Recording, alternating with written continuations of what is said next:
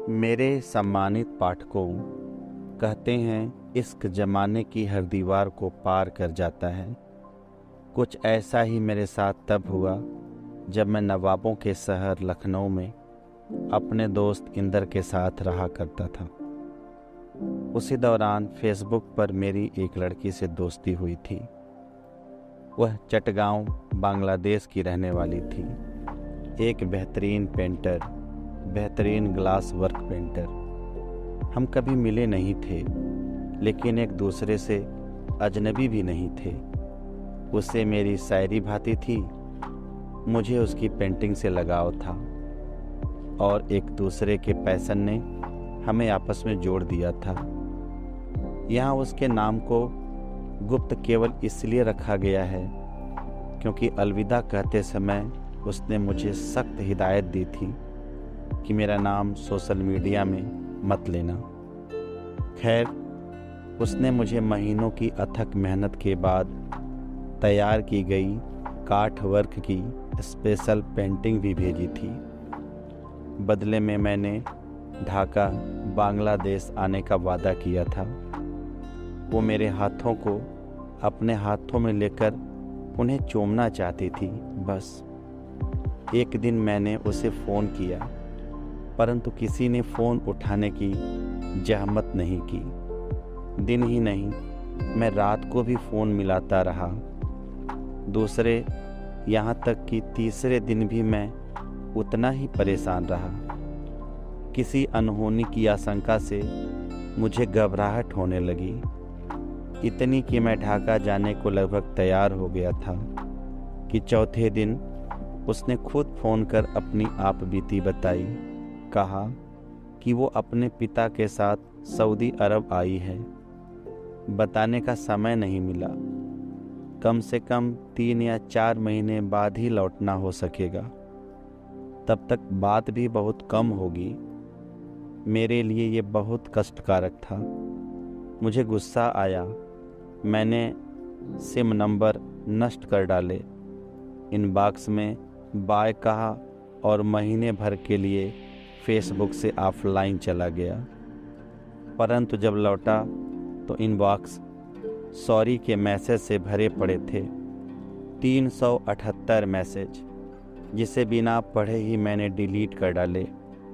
क्रोध इंसान का सबसे बड़ा शत्रु है, जानते हुए भी मैं कभी नहीं जान पाया कि उसने मैसेज में क्या लिखे थे। न ही भविष्य में कभी जान पाऊंगा। जब मैंने अपना कवर फ़ोटो खोला तो वहाँ भी उसके बहुत कमेंट्स थे, जिसे इस वक्त आप पढ़ रहे हैं। उसने लिखा था वो 1, 2 या 3 साल बाद लौटेगी, मगर लौटेगी ज़रूर। मैंने उसे मैसेज किया, गुस्से के लिए सॉरी कहा और रिप्लाई का इंतज़ार करने लगा। मगर अफसोस, मुझे पता नहीं था कि यह इंतज़ार इतना अंतहीन होने वाला है। करीब 6 महीने बाद जब फ़ोन नॉट इन सर्विस आने लगा तो मुझे टेंशन होने लगी। इस बीच मैसेज का जवाब तो दूर, वहीं का वहीं अटका लास्ट सीन भी मुझे चिढ़ाने लगा। मैंने ढाका जाने की ठानी, लेकिन तभी एक मुँह बोले बड़े भैया ने मेरी नौकरी की सिफारिश कर दी। 3 महीने बाद मैं छुट्टी लेकर जब उसके दिए गए पते पर पहुंचा तो पता चला कुछ दिन पहले आए विनाशकारी बाढ़ में वहां के कई घर बह गए थे। सैकड़ों लोगों की जानें चली गई थीं। वहां के लोग बहुत भले थे। जाने क्यों लोग बिना बात बांग्लादेशियों को कोसते हैं। मुझे किसी ने बड़े प्रेम से कहा, एक बार पुलिस स्टेशन में जाकर मरने वालों की सूची देख लीजिए। मैंने वहीं के एक लड़के के साथ पुलिस स्टेशन जाकर मरने वालों की सूची देखी। उसका नाम कहीं भी नहीं था। उसके पिता का नाम मैंने कभी पूछा ही नहीं था। सो हार कर मुझे वापस लौटना पड़ा। आज 6 साल होने को हैं।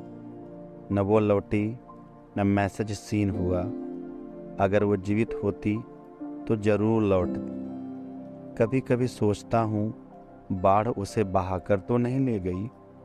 फिर मन कहता है नहीं, निकाहत नहीं मर सकती। कुछ इन्हीं सवालों में उम्र का एक बड़ा हिस्सा बीतने को है।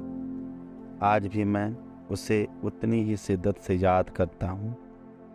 हम कभी नहीं मिले, पर वो हमेशा मेरे पास होती है। इंतज़ार है कि कभी वो ज़रूर आएगी। दोस्तों, अगर ये कहानी पसंद आई हो तो इसे लाइक करें, मेरे चैनल को सब्सक्राइब करें और अपनों को साझा ज़रूर करें। आपका बहुत